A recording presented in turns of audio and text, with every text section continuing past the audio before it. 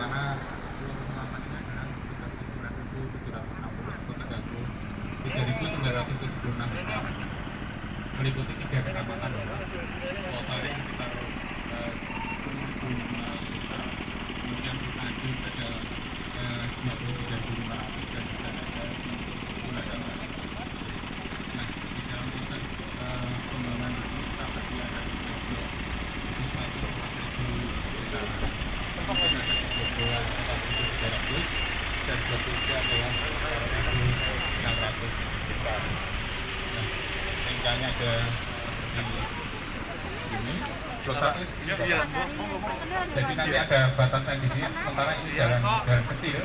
Nanti kita buat lebih lebar lagi, dan ini nanti akan connect pada jalan lingkar utara kita. Ini yang existing yang kita tadi lewat Bapak ini. Ya, ini yang jalan baru. Ini blok 1 untuk betul. Blok 2-nya ini 1.015 hektar, Pak. Jadi langka jajan Iya. Hektar. Iya. Dan blok 2-nya di sini 1.300, bisa di blok 3 ke 1.600 hektar. Nanti 23.000 hektar. Iya.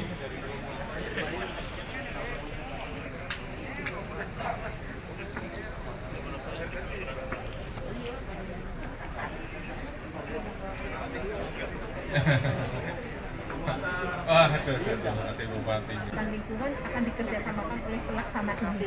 Dulu memang kita inginnya bahwa mendapatkan saham di dalam semen tertentu, kita sudah dengan Pak Menteri BUMN kesulitan panjang karena memasukkan 5% tadi masuk di dalam sahamnya semen, tapi kalau tidak memungkinkan akhirnya kita membuat model baru, dan ini sudah berjalan. Alhamdulillah kemarin jadi hanya untuk pembelian sahamnya mereka masyarakat itu 48% dengan 6 BUMD, kemudian dari BUMN-nya sendiri dari semen kembangnya 52, hanya kita digendong pembelian sahamnya itu kita mendapatkan bantuan dari semen Rembangnya untuk mendapatkan sahamnya itu. Dan nah, ini sekarang sudah jalan, dia sekarang mengerjakan pekerjaan-pekerjaan yang memang bisa di-outsourcing-kan dengan perusahaan.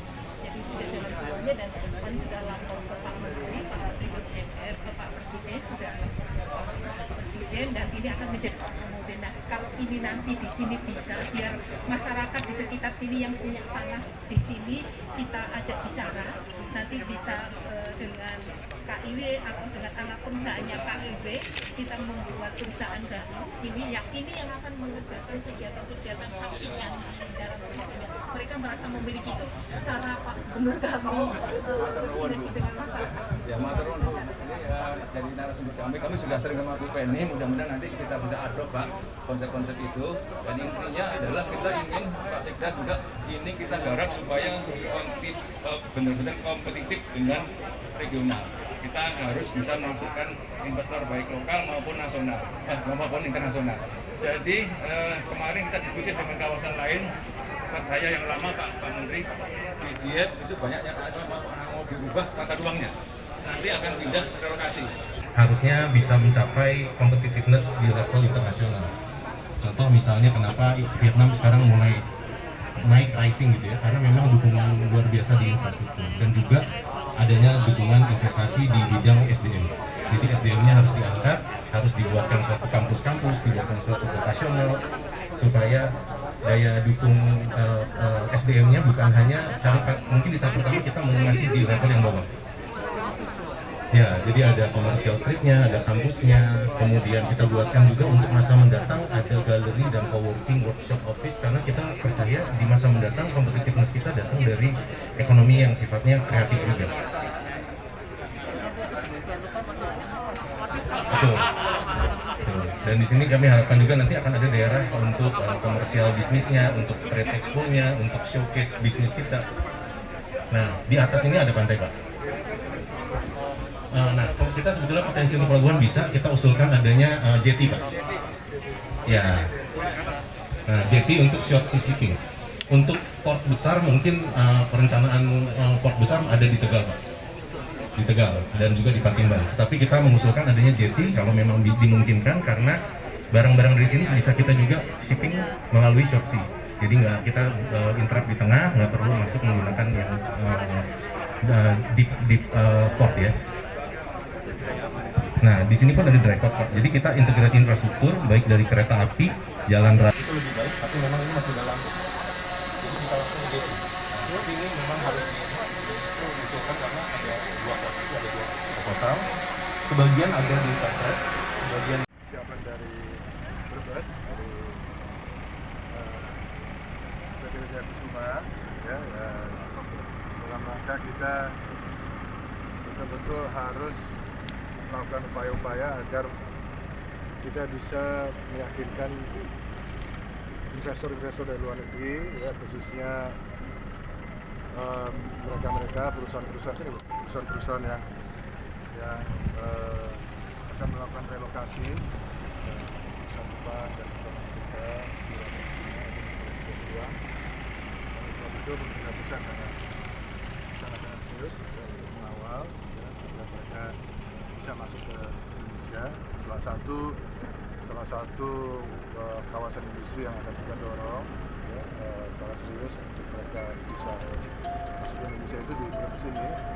Itu pemerintah pusat akan selalu memberikan pengawalan dan pembinaan agar supaya proyek kawasan industri ini bisa berjalan, bukan hanya bisa berjalan tapi juga berjalan tepat waktu, sehingga ketika nanti